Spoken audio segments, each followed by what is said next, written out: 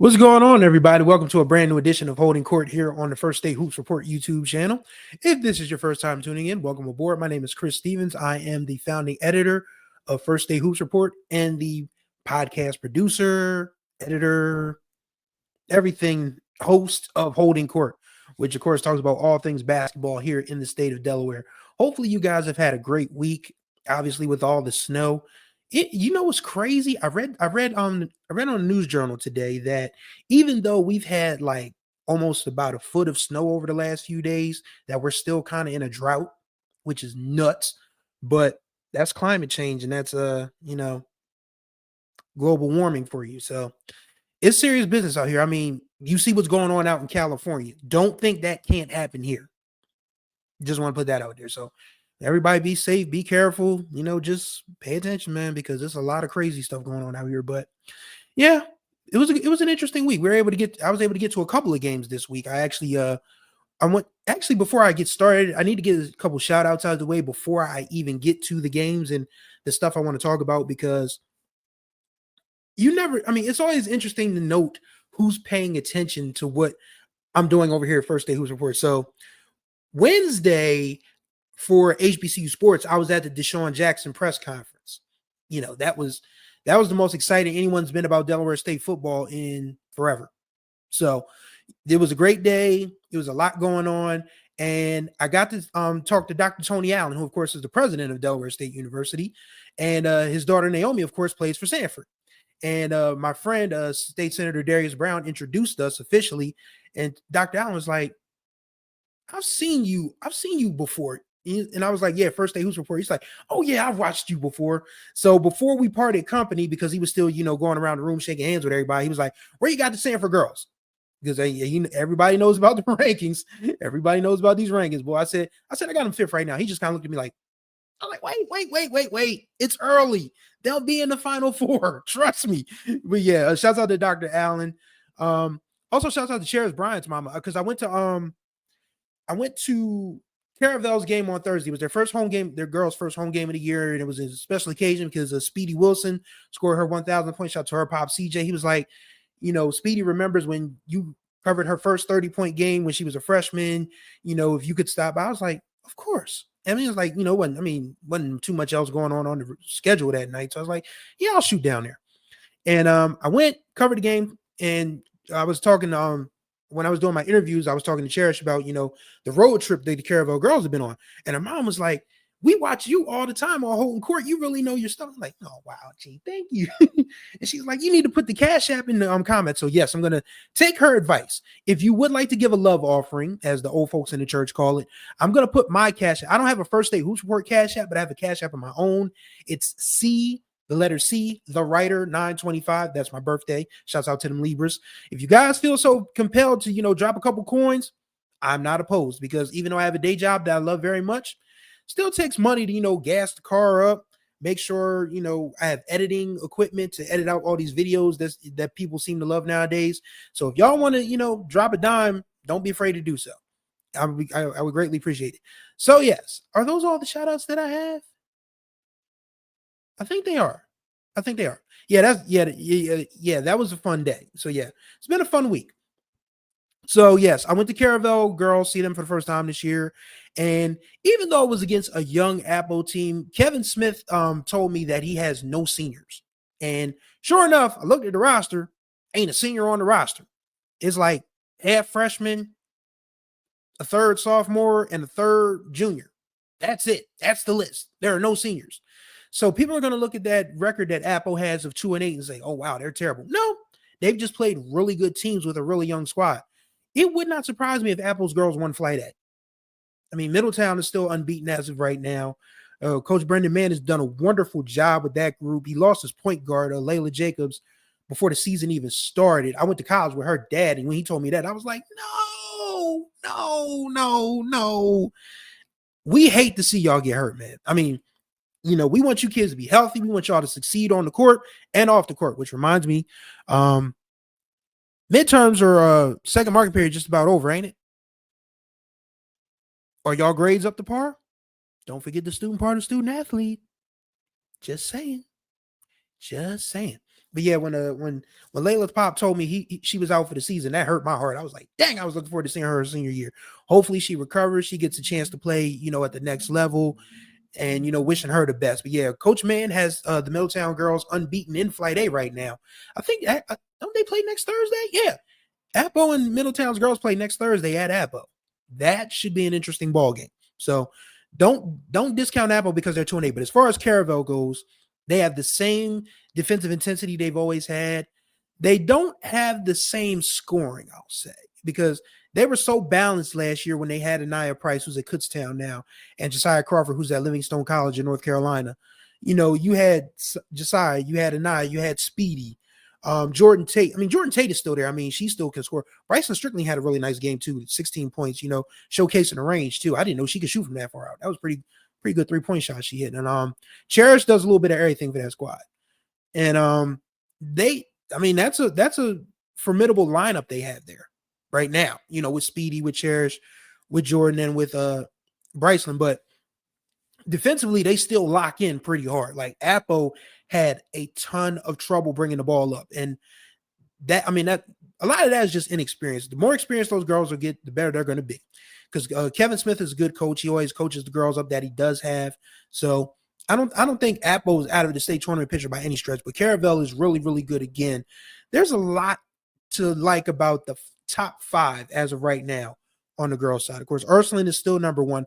People will say, "Oh, Ursuline's 5-4 or 6-4." Look at who Ursuline has played, and you can look at Caravel. I mean, they just lost to Paul VI on Saturday. Same team that beat Ursuline earlier this week. So Paul VI would pretty much be the top team in the state if they weren't in top team in the state of Delaware if they weren't from New Jersey.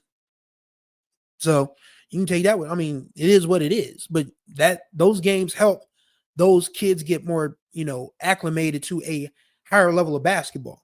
That's why you can't take a look at what Sanford's done. Everybody's going to say Sanford's 5-5 and be like, ooh, no, they went and just played some of the top teams out on the West Coast. No big deal. Those, again, Marcus Thompson has to find competition for his girls somewhere because he's not going to find it in the independent conference at this point in time. Sorry. He's not. But, it happens. I mean, Sanford will be there in the end. St. Elizabeth with Coach Ty Taylor is doing a great job coaching that crew up. Padua is still a dangerous team. So there is a solid top 5 on the girls' side. You've got Ursuline number 1. I've got Caravel number 2. I have St. E number 3. I probably move Sanford up to number 4 right about now. And then Padua at number 5. Those two are interchangeable. They'll probably play off of each other. But somewhere, I think, unless there's like an absolute upset of upsets in the state tournament, which could happen. I'm not going to discount anybody because we had AI in the Final Four last year. But anybody outside of the 5 that I mentioned making the Final Four would be an absolute stunner. It would be an appreciated stunner though, because we want to see the public school girls, catch up to where the private school girls are. It's going to take some time though. It's going to take some time. But hopefully we don't see the entire, dismemberment of public education before that can happen. But yes, that top 5, Caravel is really, really good again. It would not surprise me if we had a Caravel Ursuline rematch in the state championship game, which I'm going to discuss that in a minute, boy, because, woo, Lord have mercy. Whew. But yes, the boys game I went to see this week, I've been meaning to see MOT Charter because people are like, why you got MOT Charter in your top 10? I'm like, because they're good. So I went to see them at Friends on Saturday for the Quaker Classic Final. You can catch that video. It's the video before this one. So if you finish watching this, you want to say, oh, wow, what did Friends and MOT Charter do on Saturday? Just click to the next video. It's right there. Friends, they're back at it again. Shout out to Coach Ryan Broussard. I had a chance to meet him today on Saturday. Talk to him, after the game. He's really enthusiastic about his team, and he should be there 7-0 because they beat MOT Charter 41-36. Friends is one of those teams that isn't going to overwhelm you. They're just going to annoy you to the death. Like they play pesky defense. They run that, they do the Princeton backdoor stuff that the late Pete Carrillo invented pretty much. They made 8 3-point. I counted because before I decided to record this podcast, I said, let me look at the stats because I keep stats as I go. It's not that I don't trust, the books. Because people who run the books are watching the game just as well as I am, but it's just easier for me to just, keep a mark of things as we go. So Saturday, Friends won 41-36. They made 8 3-pointers, 4 2-pointers, and 9 free throws. So that's 8 times 3 is 24, 4 times 2 is 8, and 24 plus 8 is 32, plus 9, that's 31. That's 41. So yeah, there you go. If you can make more 3-pointers than 2-pointers and still find a way to win a game, you're a very persistent ball club, because the 3-pointer is not going to be there all the time. But it was there for Friends on Saturday. Joey Winchell hit 5 of them, and 3 of those came in the second quarter when it looked like that MLT Charter was going to run away with this thing. But Joey got hot. That led to Friends taking the lead, and they just held the lead throughout the second half. They played a little bit of stall ball, though. There was I think it was a parent behind me. I think it was an MLT parent behind me. He was like, that's why we need a shot clock. I turned around and said, they said it ain't no money for a shot clock. And I wasn't talking about Friends. I was talking about the state. He was like, but we need a shot clock. I'm like, I know, but and that's not the knock on Friends. Would have won that game anyway, because they just baffled MLT Charter after a point. I mean, Kofi Opoku had a really good game.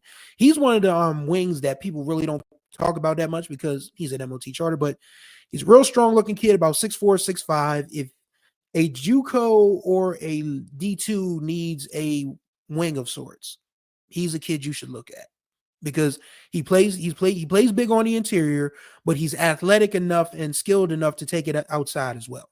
So I really think if you're like a Westchester or a Lincoln or even a Kutztown, or Bowie State. I think Bowie State's the only D2 in Maryland that I can think of off the top. No, that's not true. There's Frostburg State. Yeah, Frostburg State. But yeah, like local D2s, even a high level JUCO, like even if he went to Delaware Tech or Cecil County or Salem or whatever, they would be blessed to have him. So yeah, Kofi Opoku is a kid you should look out for. But yeah, Friends played after Kofi, had a really good game. There really wasn't much else that MLT Charter could do, because Friends just kept them at arm's length for as long as they could, and they end up just walking away with it. Friends was up by 10 at one point, because in the after Joey Winchell got hot in the second quarter, they started spreading it around. A couple other kids hit 3-pointers. They got to the free throw. Matter of fact, Friends took 18 free throws and MLT Charter took none. That is probably going to be a point of consternation for Eric Epstein. Shout out to Coach Epstein, who's always been, one of the kinder people that has supported what I've done. I feel like I'm a bad luck charm for him. Every time I've gone to see MLT Charter, they've lost. So maybe Coach Epstein needs to ban me from coming to the games. Maybe that's what it is. But that's still a really good team. But yeah, 18 free throws to 0. I think that's something that I'm not going to blame the officials, but 18 to nothing. That's a huge free throw disparity. Not being able to get to the line once. And I'm sure that's something that coach is talking with his team about. But Friends, that's a good ball club, man. They're not going to win the independent because they're Sanford. St. Andrews has enough size and skill to beat them. But as far as like anybody else in that conference, they shouldn't have a problem with Tower. They shouldn't have a problem with Tatnall. But if Friends is one of those top 16, meaning they get a home game in the first round of the playoffs, I don't think that's a place you want to go, because they have, number one, Friends has always had a strong fan base, but now that they have a basketball program that is starting to make some inroads, and now you got a coach that's really keying up on pressure defense, taking advantage of opportunities, using a smart offense. That's a tough place to play. I don't care who you are. You could be a Flight A team that draws Friends in the first round. You could be a Flight B team that draws Friends, and Henlopen North, and Henlopen South, Diamond State. Take Friends seriously, because if you don't, you're gonna be mad. You're gonna be mad at yourself, because they will beat you. They absolutely will beat you, and they beat everybody so far. They're 7-0. So shout out to the Wilmington Friends boys basketball team. Great start for them. Not really that much else to talk about, but yes, the official date for the boys, girls, and the unified championships have been set in stone. They will be back at the Bob, despite everything else to the contrary. Only problem is it's on Sunday, March 9th. Yeah, Sunday. Sunday. I said on the First Day Hoops Report Instagram stories that this was nasty work, and I would explain why. And let me be clear, this ain't a DIAA issue. This is not DIAA's fault. So when people look at the schedule and say, "Oh wow, what was DIAA thinking?" They did the very best they could, because Delaware seems intent. University of Delaware just seems intent on holding DIAA over a barrel with regards to everything that they, with regards to even charging because how are you charging a nonprofit to use your facilities for tournaments when you're a multi-million-dollar athletic program? You have enough money to move up to the highest level of NCAA competition. Your football team will no longer be playing in the football championship subdivision. They will be playing in the football bowl series. Your basketball team will not be playing in the Coastal Athletic Association. They'll be playing in Conference USA. You got enough money for that. Why do you need to charge DIAA an exorbitant amount of money to use your facilities and not even give them a good time to use them at that? I mean, Dave Baylor's doing what he can. I mean, me and him, we've had our, issues or whatever, but I'm on his side with this. I'm absolutely on his side with this. He's doing the best he can with what he got, because UD is just intent on holding the Bob over DIAA's head. Because, as much as I've complained about, people in power down DIAA not caring about basketball here in the state of Delaware, UD probably cares even less about basketball in the state of Delaware. And yes, they did recruit and secure the services of Jaden Taylor, a local kid who's very, very good. Saheem had me so nervous. He was like, when he was like, "I've seen Jaden Taylor in the booth," I was like, no, come on, not him. But then Sa cleared it up, said he's fine. He just, was a precautionary measure. Whew, thank goodness for that. But yeah, but it just feels like Delaware just doesn't, the University of Delaware doesn't respect the local community from an athletic standpoint. And that's just my personal opinion. So, like I said, there's no reason for you to be charging DIAA an exorbitant amount of money and not give them a fair chance to host the quarters, the semis, or the championship games. It doesn't make any sense to me. And I talked about this with Sean Green from WDEL. I was like, there really needs to be a second arena in this state. And Sean said there's just not enough outside of basketball and, hockey dates to do it. Because I can tell you kids a story, and some of the adults may remember this. In the mid-90s, there was a really hot minor league hockey system called the East Coast Hockey League. Well, actually, it's just the ECHL now, because they moved from the East Coast.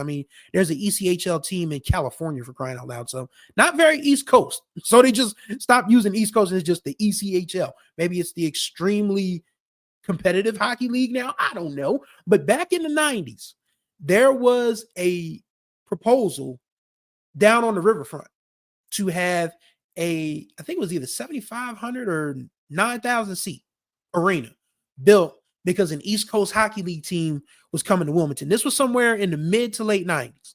Of course, it never happened. But now that we have there's got to be some way that we can get another facility in here that can seat upwards of 5,000 people, to where University of Delaware can't just keep bullying DIAA like this, because that's basically what they're doing. And it's unfortunate, because the kids suffer. Because because they just announced where the boys girls unified championship is going to be. We don't know where the semis are going to be. The quarters are probably going to be back on campuses as usual. So is the first and second round. And it's unfortunate and it's unnecessary. Like, again, you are a multi-million-dollar, probably, not $1 billion. I'm not going to go there, but you're definitely a multi-million-dollar athletic program. You got the resources. What do you need to charge DIA for? And what good and what would it hurt you to move or schedule your basketball game, your men's and women's games, to a point where the 2 weekends are not obstructed so that DIAA can host these games at your place where they've always belonged. But yeah, I said there needs to be another arena, and Sean is right. Like, how many concert dates can you get for a 5, 6, 7,000 seat arena in Dover? I still think Delaware State needs a new arena. Like, if I ever hit Powerball, because I'm a Delaware State alum, if I ever hit the Powerball, we getting a 10,000 seat gym in Dover. Trust me, I will make that happen. I guess I probably had to hit like one of those high numbers, like that 75, 80, probably even probably had to be like 9 digits to even be on the ground floor of that, because I feel like every arena now is like, I mean, the Buffalo Bills, they're building a stadium that's supposedly $2 or $3 billion. That's a lot of money.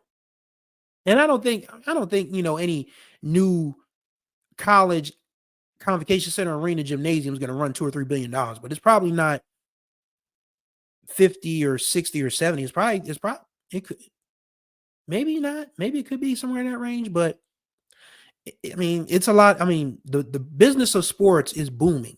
If you got it, I mean, if you got the money, you can spend freely, you can build these facilities, you can start NIL collectives, all of this stuff. Money talks, and we all know what walks. The adults do anyway.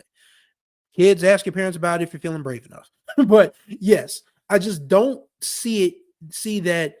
I just don't think it's fair that University of Delaware just keep holding things over DIAA's head with respect to different facilities and different things for state tournaments. Because if you're University of Delaware, if you're bigger than everybody else in the state, if you think you're better than Delaware State, if you think you're better than Goldie Beacom, if you think you're better than Wilmington College, if you think you're bigger and better than Delaware Tech, then why are you acting like, just Ebenezer Scrooge with it? Makes no sense to me. But that's why, I mean, I said it. It's nasty work. It's ridiculous, because shout out to my guy G. He was like, you win a state championship on Saturday and you got to be in math class 12 hours later. Like, that makes no sense. That makes no sense. I can remember the only time that the state championship game was on a Monday, because I was a freshman at Howard. This was 1996, one of the greatest state championship games ever played. Howard beat Cape 67-63 in overtime. It was the first overtime game in the history of the boys basketball state championships. Howard won 67. I was a freshman at Howard, because there was a snowstorm. Everybody talks about the great snowstorm of January of 96 that dumped like 30 inches of snow. It was like another little clipper that came through a few days into the state tournament, and it pushed everything back. So the Final Four was on a Saturday. Howard beat St. Mark's. Del Castle lost to Cape. Cape was undefeated going into the state championship game, by the way. So the state championship game was played on a Monday. And it was wild, because this was back before kids had cell phones. And my mom hated driving to Newark for reasons unknown to me. But yeah, she did me that favor, and I had to go call her when the overtime was starting so she could be there to pick me up as the game was ending, because I was a freshman. I was 14 years old. I didn't have a car to drive. So, Howard wins that game. I mean, that was the one time I remember the state championship game being on a Monday. And, that was because of a snowstorm. So why put it on a Sunday when the kids have school the next day? Yeah, that was the point of my story. The next day, everybody that went to the game, and especially the guys that played in the game, they were gassed. Like, we were supposed to be celebrating, but everybody was walking around like a bunch of zombies. Everybody was tired. So it just doesn't make sense to me. But hopefully at some point, some wealthy, philanthropist along the lines of Mackenzie, I know her last name isn't Bezos anymore, and she lucked out getting rid of that moron. But Mackenzie, whatever her last name is now, somebody along those lines say, hey, I know Delaware is looking for an indoor track. How about we just make a great big facility with about 5,000 seats, and you could put an indoor track in that bad boy, and everybody's happy. And it's no charge. I'll pay for it all. $100 million. Bam, go build the building. That would be nice. But The likelihood of it happening is slim. But if it does, it would be nice because the University of Delaware just can't keep holding things over DIAA's head. That's just my personal opinion. That'll do it for this edition of Holding Court. Greatly appreciate y'all for watching as always. Contact information will be in the description below. Same for all of our social media stuff, the website. And again, shouts out to Cherish Bryant's mom. My Cash App will be in the comments. If you feel so compelled to drop me some coins for what I'm doing with this, I would greatly appreciate it because even though, again, I have a job I love, but at the same time, you know, things get expensive. Car repairs get expensive. You know, my car is running fine now. I may need another camera lens. You know, I may need another laptop just for editing purposes. You know, these things, they all add up when you're trying to run a business. And I'm just not in the business loan state of mind right now. I probably should be, but we'll cross that bridge when we get there. But once again, thank y'all for watching Home Court. Really appreciate y'all's time. Enjoy Wild Card Sunday, you Eagles fans. I think y'all should be fine though. I don't see the Packers beating the Eagles, but you know, enjoy the football. See you guys in the gym this week. Until the next time, and I do see y'all in the gyms. Y'all take care of yourselves and each other.